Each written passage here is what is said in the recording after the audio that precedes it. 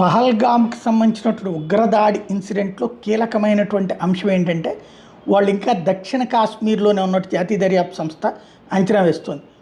ఆ ప్రదేశంలో వాళ్ళతో పాటు మరికొందరు ఉగ్రవాదులు కూడా ఉండొచ్చు అన్నటువంటిది అంచనా వేస్తుంది. ఒకవేళ భద్రతా దళాలు వాళ్ళ మీద దాడి చేస్తే మిగిలిన ఉగ్రవాదులు కూడా వాళ్ళకి రక్షణగా వచ్చే అవకాశం ఉందని అనుమానిస్తున్నారు.